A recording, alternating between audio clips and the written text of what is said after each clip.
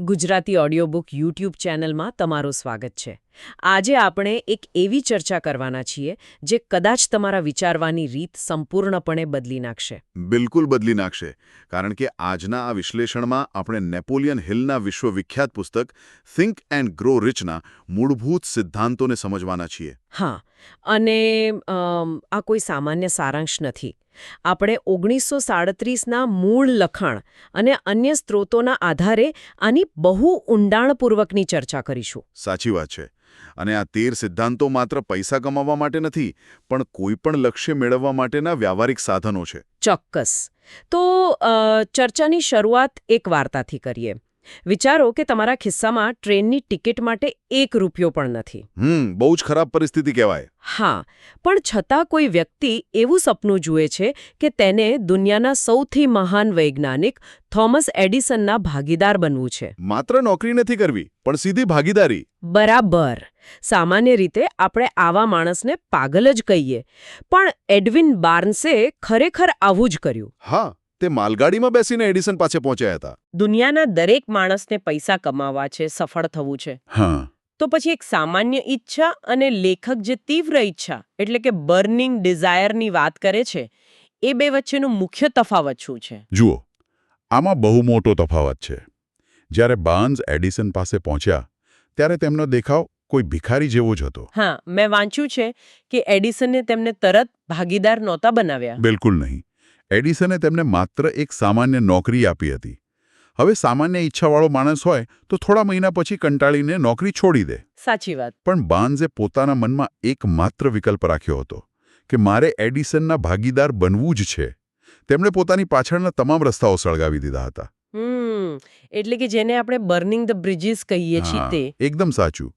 જ્યારે તમારી પાસે કોઈ અન્ય વિકલ્પ ન બચે ત્યારે તમારું મગજ પોતાની સંપૂર્ણ ઊર્જા માત્ર એક જ ઉદ્દેશ્ય પર કેન્દ્રિત કરે છે. અને સમજવા માટે હું એક બહુ સરસ ઉદાહરણ આપું. સામાન્ય ઈચ્છા છે ને, તે એક થર્મોમીટર જેવી છે. ઓ, થર્મોમીટર? હા, થર્મોમીટર શું કરે? તે માત્ર રૂમનું તાપમાન માપે છે. જો બહારની પરિસ્થિતિ ખરાબ હોય તો તે નીચે આવી જાય છે. તે પરિસ્થિતિ પ્રમાણે પોતાને ઢાળી દે છે. બહુ સરસ વાત કહી તમે. અને એટલે તીવ્ર ઈચ્છા એક થર્મોસ્ટેટ જેવી છે. એક્ઝેક્ટલી. થર્મોસ્ટેટ માત્ર તાપમાન માપતું નથી, પણ તે નક્કી કરે છે કે વાતાવરણ કેવું હોવું જોઈએ. હા, જો તેમાં 24 ડિગ્રી સેટ કરવામાં આવે તો બહાર ભલે ગમે તેટલી ગરમી હોય કે ઠંડી હોય, તે પોતાની આસપાસના વાતાવરણને બદલીને જ જંપે છે. અને આ જ વસ્તુ વિશ્વાસ એટલે કે ફેથને જન્મ આપે છે. બિલકુલ. આના માટે સ્ત્રોતમાં ડ્વેન ધ રોક જોન્સનનું એક બહુ મજબૂત ઉદાહરણ છે. પેલી 1995 વાળી વાત ને? હા, જ્યારે તેમને ફૂટબોલ ટીમમાંથી કાઢી મૂકવામાં આવ્યા હતા અને ખિસ્સામાં માત્ર $7 હતા. કોઈ સામાન્ય માણસ તો ત્યાં જ તૂટી જાય. ચોક્કસ તૂટી જાય. પણ તેમને થર્મોસ્ટેટની જેમ પોતાના પર અતૂટ વિશ્વાસ રાખ્યો. ચોક્કસ રકમ નક્કી કરવી, બદલામાં શું આપશો તે નક્કી કરવું. તારીખ નક્કી કરવી, એક નક્કર યોજના બનાવવી. અને આ બધું એક કાગળ પર લખી લેવું. અને સૌથી અગત્યનું, તેને દિવસમાં 2 વાર સવારે ઉઠીને અને રાત્રે સૂતા પહેલા મોટેથી વાંચવું. હવે જો અહીં મને સાચું કહું તો થોડી શંકા જાય છે. કેમ? શું થયું? આ બધું કાગળ પર લખીને સવારે અને રાત્રે મોટેથી વાંચવું, આમ આ બધું કોઈ સંપ્રદાય કે કલ્ટના કોઈ ધાર્મિક અનુષ્ઠાન જેવું નથી લાગતું? હા, ઘણા લોકોને એવું લાગે છે. મતલબ માત્ર મોટેથી બોલવાથી આપણું બેંક બેલેન્સ કેવી રીતે વધી શકે? આની પાછળનું વૈજ્ઞાનિક કારણ શું છે? તમારો આ પ્રશ્ન બહુ વ્યાજબી છે. પણ જુઓ, આ કોઈ જાદુ નથી. આ શુદ્ધ ન્યુરોસાયન્સ છે. ઓહ, ન્યુરોસાયન્સ. હા. કેવી રીતે? જ્યારે તમે રાત્રે સૂવાની તૈયારીમાં હો છો અને સવારે અર્ધજાગૃત અવસ્થામાં હો છો, ત્યારે તમારા મગજના તરંગો બીટામાંથી આલ્ફા અને થીટા સ્ટેટમાં જાય છે. એટલે કે જ્યારે આપણને ઊંઘ આવવાની શરૂઆત થતી હોય ત્યારે. હા, આ એ સમય છે જ્યારે તમારું જાગ્રત મન, જે સામાન્ય રીતે દરેક વાત પર શંકા કરે છે, તે ધીમે ધીમે સ્લીપ મોડમાં જઈ રહ્યું હોય છે. ઓહ, મને સમજાયું. એટલે કે મગજનો સિક્યુરિટી ગાર્ડ ઊંઘી રહ્યો હોય છે. એકદમ સાચું પકડ તમે. અને ત્યારે તમારા અર્ધજાગ્રત મનનો દરવાજો ખુલ્લો હોય છે. આ 6 સ્ટેપ ફોર્મ્યુલા દ્વારા તમે સીધા જ તમારા અર્ધજાગ્રત મનમાં એ વિચાર રોપી રહ્યા છો. એટલે લેખક આ પ્રક્રિયાને જ ઓટો સજેશન કહે છે, ખરું ને? બિલકુલ. આ જ ઓટો સજેશનની તાકાત છે. હવે મને સમજાયું કે હોલિવૂડ એક્ટર જિમ કેરીની વાર્તા પાછળનું વિજ્ઞાન શું હતું. પેલો $10 મિલિયન ચેકવાળી વાત ને? હા, સંઘર્ષમાં દિવસોમાં જિમ કેરીએ પોતાની જાતને જ $10 મિલિયન ચેક લખી આપ્યો હતો અને તેઓ રોજ આ ચેક જોતા.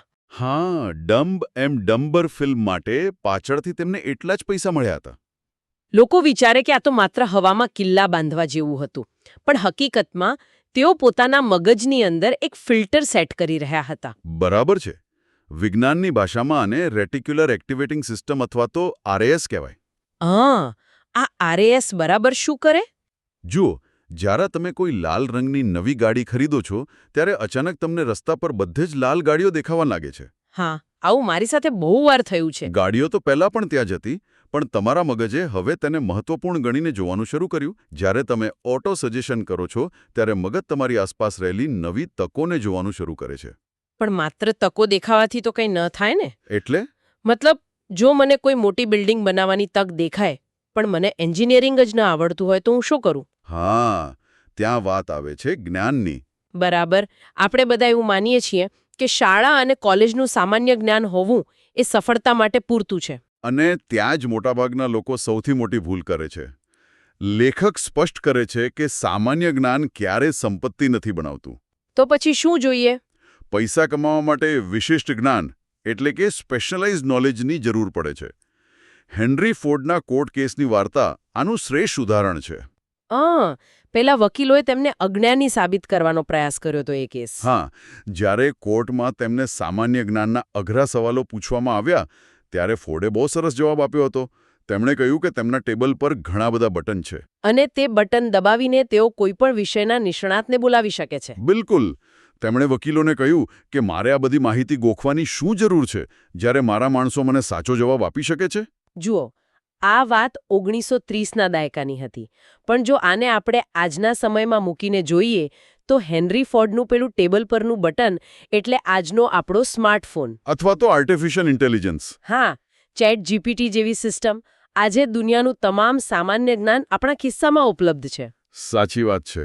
તો આજના સમયમાં વિશિષ્ટ જ્ઞાન એ નથી કે તમે કેટલું બધું યાદ રાખી શકો છો. તો પછી શું છે? વિશિષ્ટ જ્ઞાન એ છે કે તમને યોગ્ય માહિતી ક્યાંથી મળશે અને તે માહિતીનો ઉપયોગ કરીને કઈ રીતે કામ કઢાવવું તે તમને આવડવું જોઈએ. એકદમ સચોટ વાત. સાચું જ્ઞાન એ છે કે માહિતીને એક વ્યવસ્થિત યોજનામાં કેવી રીતે ગોઠવવી. બરાબર. અને આ ગોઠવણી કરવા માટે એક બહુ મહત્વના સાધનની જરૂર પડે છે, અને તે છે આપણી કલ્પના શક્તિ. કલ્પના શક્તિ એટલે કે ઇમેજિનેશન. મેં જોયું કે સ્ત્રોતોમાં 2 પ્રકારની કલ્પનાની વાત કરવામાં આવી છે. હા, સિન્થેટિક અને ક્રિએટિવ કલ્પના. આને સમજવા માટે મને લાગે છે કે આપણે પેલા રમકડાના લેગો બ્લોક્સનું ઉદાહરણ લઈ શકીએ. લેગો બ્લોક્સ કેવી રીતે?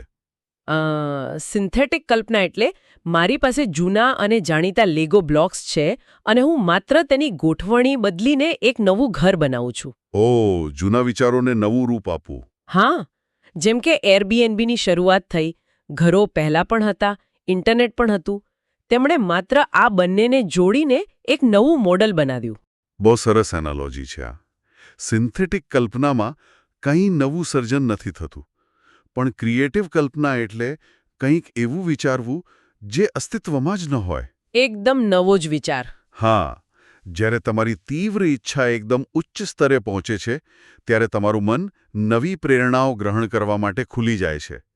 પેલી કોકાકોલાની જાદુઈ કિટલીની વાર્તા યાદ છે ને? હા, એક ક્લાર્કે માત્ર એક દવાવાળી જૂની ફોર્મ્યુલા ખરીદી હતી. બિલકુલ. પણ તેણે પોતાની ક્રિએટિવ કલ્પના શક્તિથી તેમાં એક એવું વિઝન ઉમેર્યું જેણે આજે તેને એક વૈશ્વિક બ્રાન્ડ બનાવી દીધી છે. પણ કલ્પના તો જ હકીકત બને જો તેનું વ્યવસ્થિત આયોજન થાય. ચોક્કસ.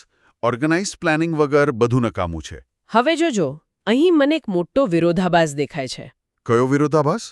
આયોજન શબ્દ સાંભળીએ એટલે એમ લાગે કે બધું બહુ જડ છે. મતલબ એકવાર કાગળ પર લખી નાખ્યું એટલે પથ્થરની લકીર. લોકો સામાન્ય રીતે એવું જ માને છે. પણ સ્ત્રોતોમાં તો એવું કહેવામાં આવ્યું છે કે જો તમારી યોજના નિષ્ફળ જાય તો તરત નવી યોજના બનાવો.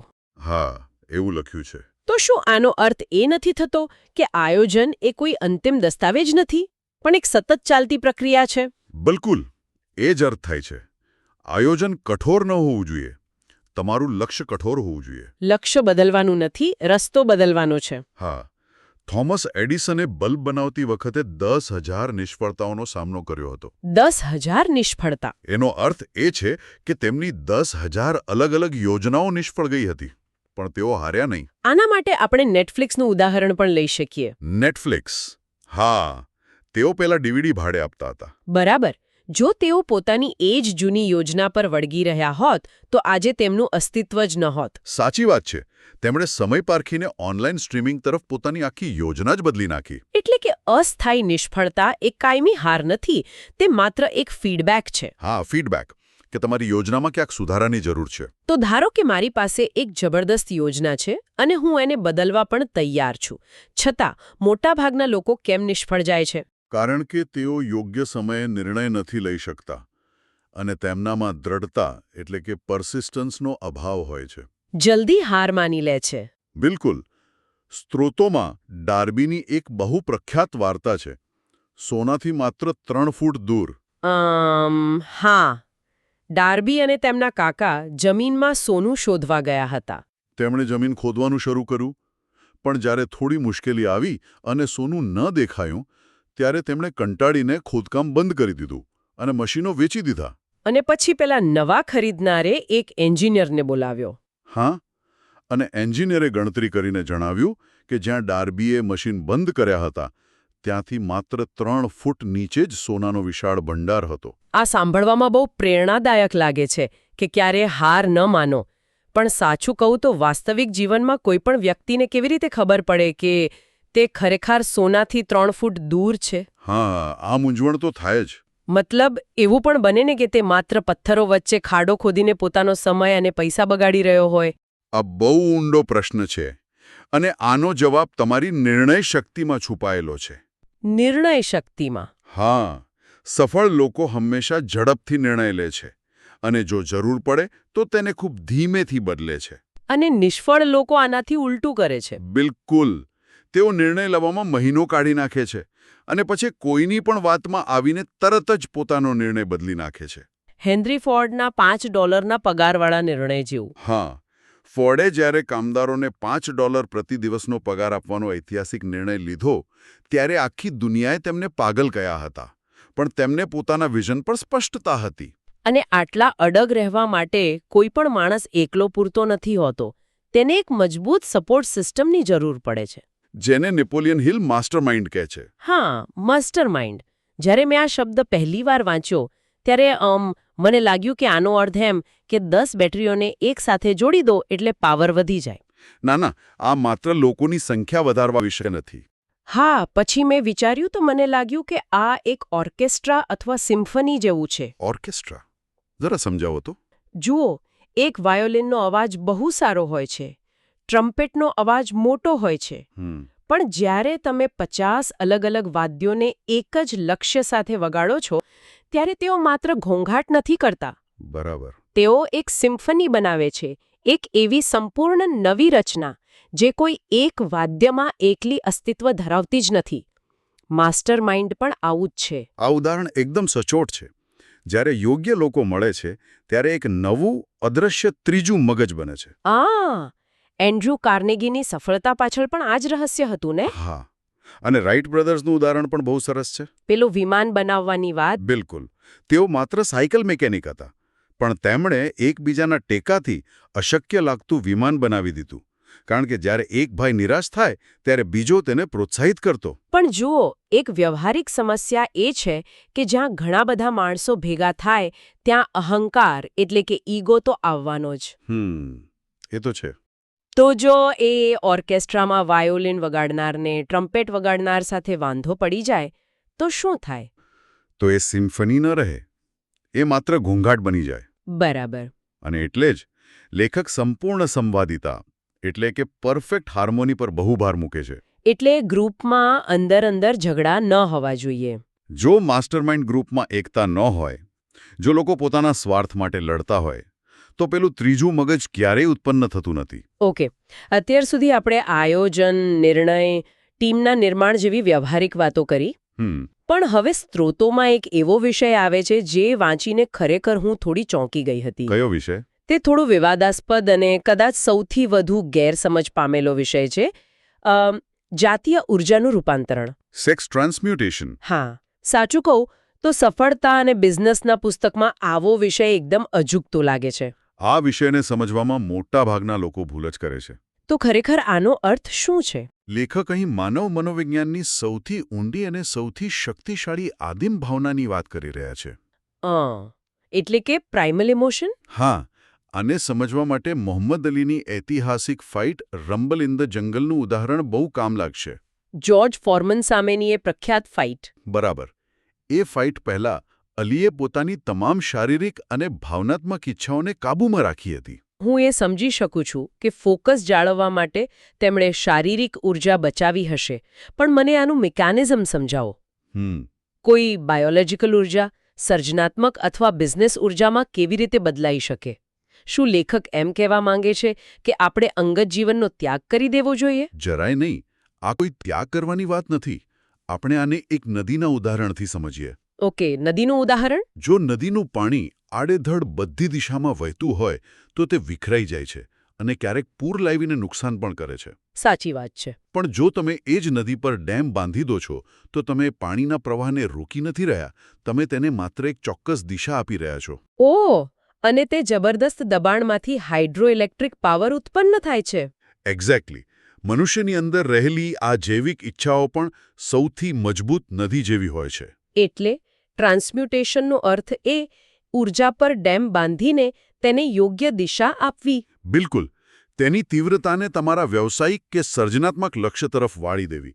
આ તમારા કામમાં એક જબરદસ્ત એકાગ્રતા લાવે છે. ડેમ બાંધવાની આ વાત મગજમાં બરાબર ઉતરી ગઈ. આ કોઈ રહસ્યમય કળા નથી, પણ શુદ્ધ એકાગ્રતાનું જ વિજ્ઞાન છે. એકદમ સાચું. પણ જુઓ, આના પછીનો જે મુદ્દો છે, મગજ એક રેડિયો બ્રોડકાસ્ટિંગ અને રિસીવિંગ સ્ટેશન છે, અને છઠ્ઠી ઇન્દ્રિય એટલે કે સિક્સ્થ સેન્સ. આ વાંચીને મને એવું લાગ્યું કે જાણે હું કોઈ 1930ના દાયકાની સાયન્સ ફિક્શન વાર્તા વાંચી રહી છું. હા, શબ્દો એવા જ છે. મતલબ બ્રહ્માંડમાંથી સિગ્નલ ઝીલવાને એ બધું. શું લેખક ખરેખર અક્ષરશઃ આવું કહી રહ્યા છે કે પછી આ માત્ર કોઈ રૂપક છે? તે સમયની ભાષા પ્રમાણે તે એક રૂપક એટલે કે મેટાફોર હતું. તો આજના સમયમાં આને શું કહી શકાય? જેને આજે આપણે આધુનિક મનોવિજ્ઞાનમાં ફ્લો સ્ટેટ અથવા તો ડીપ ઇન્ટ્યુશન કહીએ છીએ. Flow state. હા, જ્યારે તમે અગાઉના 12 સિદ્ધાંતોનું પાલન કરો છો, તમારી ઈચ્છા પ્રબળ હોય, યોજના નક્કર હોય, તમારું માસ્ટરમાઇન્ડ તમારી સાથે હોય, ત્યારે શું થાય છે? ત્યારે તમારું મગજ એટલા ઉચ્ચ સ્તર પર કામ કરે છે કે તે આસપાસના વાતાવરણમાંથી બહુ સૂક્ષ્મ માહિતીઓ ગ્રહણ કરવા લાગે છે. એટલે છઠ્ઠી ઇન્દ્રિય કોઈ જાદુ નથી? ના, આ અચાનક આવતો એક ઝબકારો છે જે તમને જોખમોથી બચાવે છે અને નવી તકો બતાવે છે. એટલે કે તમારા મગજે કરેલા ડેટા પ્રોસેસિંગનું પરિણામ છે, જે કદાચ આપણા જાગ્રત મનની સમજની બહાર હોય છે. બિલકુલ સાચું સમજ્યા તમે. બરાબર છે. એટલે કે આ સંપૂર્ણ સમર્પણનું અંતિમ પરિણામ છે. તો ચાલો, ધારો કે આપણે બધું જ બરાબર કર્યું, નદી પર ડેમ પણ બાંધી દીધો, મગજને ફ્લો સ્ટેટમાં પણ લાવી દીધો. તો પછી એવો કયો અંતિમ અવરોધ છે જે આ બધા પર પાણી ફેરવી શકે છે? મતલબ, અંતિમ વિલન કોણ છે? એ અંતિમ વિલન છે આપણો ડર. ડર? હા, લેખકે મનુષ્યના મનમાં રહેલા 6 મૂળભૂત ડરની વાત કરી છે. ગરીબીનો ડર, ટીકાનો ડર, માંદગીનો ડર, પ્રેમ ગુમાવવાનો ડર, ઘડપણનો ડર અને મૃત્યુનો ડર. અને સ્ત્રોતો પ્રમાણે આમાં ટીકાનો ડર એટલે કે ફિયર ઓફ ક્રિટિસિઝમ સૌથી ભયાનક છે. હા, પણ એવું કેમ? કારણ કે આપણે સામાજિક પ્રાણીઓ છીએ. જંગલમાં રહેતા આદિમાનવોના સમયમાં જો કોઈને કબીલાની બહાર કાઢી મૂકવામાં આવતો તો તેનું મૃત્યુ નિશ્ચિત હતું. ઓહ, એટલે આ એક ડીપ બાયોલોજિકલ રિએક્શન છે. બિલકુલ. એટલે જ જ્યારે કોઈ આપણી ટીકા કરે છે ત્યારે આપણને જીવલેણ ડર લાગે છે. તમારું આ વિશ્લેષણ એકદમ સચોટ છે. આ ડર એટલો ખતરનાક છે કે તે કોઈ માણસને પ્રયત્ન કરતા જ રોકી દે છે. પેલું ગુગ્લિએલ્મો માર્કોનીનું ઉદાહરણ યાદ છે ને? હા, રેડિયોના શોધક. બરાબર. જ્યારે તેમણે પોતાના મિત્રોને કહ્યું કે તેઓ હવામાં વાયર વગર સંદેશા મોકલી શકે છે, ત્યારે તેમના જ મિત્રો તેમને પકડીને પાગલખાનામાં લઈ ગયા હતા. અરે બાપ રે! વિચારો, જો માર્કોની લોકોની એ ટીકાથી ડરી ગયા હોત તો આજે આપણી પાસે રેડિયો કે વાયરલેસ કમ્યુનિકેશન જ ન હોત. સાચી વાત છે. ડરના ભૂતો બહુ ધીમા અવાજે વાત કરે છે અને આપણા સપનાઓને શરૂ થતાં પહેલાં જ મારી નાખે છે. એટલે જ આ પુસ્તકનો સૌથી મોટો પાઠ એ છે કે થોટ્સ આર થિંગ્સ, એટલે કે વિચારો જ વસ્તુઓ છે. હા, તમારું મન જે વિચારી શકે છે અને જેના પર વિશ્વાસ કરી શકે છે તે બધું જ તે હાંસલ કરી શકે છે. બિલકુલ. આખી સફર એક ઈચ્છાથી શરૂ થાય છે અને ડરને હરાવવા પર પૂરી થાય છે. ખરેખર આ સફર બહુ અદ્ભુત રહી. આજના આ ઊંડાણપૂર્વકના વિશ્લેષણમાં આપણે ઘણું બધું સમજ્યા, પણ જતાં જતાં હું શ્રોતાઓ માટે એક એવો વિચાર મૂકી જવા માંગુ છું જે આજના આધુનિક સમય માટે ખૂબ જ પ્રસ્તુત છે. કયો વિચાર? જણાવો. આપણે હમણાં જ વાત કરી કે આપણું મગજ એક રેડિયો રિસીવર જેવું છે જે સતત આસપાસના વિચારો અને સ્પંદનોને ગ્રહણ કરતું રહે છે. બરાબર છે. હવે વિચારો કે 1937માં જ્યારે આ પુસ્તક લખાયું ત્યારે લોકો પાસે સ્માર્ટફોન નહોતા. હા, ત્યારે આટલી માહિતી નહોતી. પણ આજના સોશિયલ મીડિયાના યુગમાં જ્યાં 24 કલાક નેગેટિવ ન્યૂઝ, અફવાઓ અને બીજા લોકોની ફેક લાઇફસ્ટાઇલની રીલ્સ ફરતી રહે છે. બિલકુલ. આખો દિવસ ફોન ચાલુ જ હોય છે. તો જરા વિચારો કે કયા અદૃશ્ય નકારાત્મક સંકેતો આપણા અર્ધજાગ્રત મન પર સતત હુમલો કરી રહ્યા છે. આ ખરેખર બહુ ચિંતાજનક બાબત છે. જ્યારે આપણે સવારે ઉઠતાની સાથે જ ફોન સ્ક્રોલ કરીએ છીએ ત્યારે આપણે અજાણતા જ આપણા મગજના રેડિયોમાં કેવા કચરા જેવા સિગ્નલ પકડી રહ્યા છીએ. આના પર વિચાર કરવો જ રહ્યો. જો તમારે તમારી પેલી તીવ્ર ઈચ્છાને જીવંત રાખવી હોય તો આ બહારના ઘોંઘાટને ફિલ્ટર કરીને પોતાના મનને કેવી રીતે સુરક્ષિત રાખશો? આ એક એવો પ્રશ્ન છે જેનો જવાબ આપણે સૌએ પોતાની જાતને પૂછીને જાતે જ શોધવાનો છે. આ સઘન ચર્ચામાં જોડાવા બદલ ખૂબ ખૂબ આભાર. આવતા વખતે ફરીથી કોઈ નવા વિષય સાથે ઊંડાણમાં ઉતરીશું.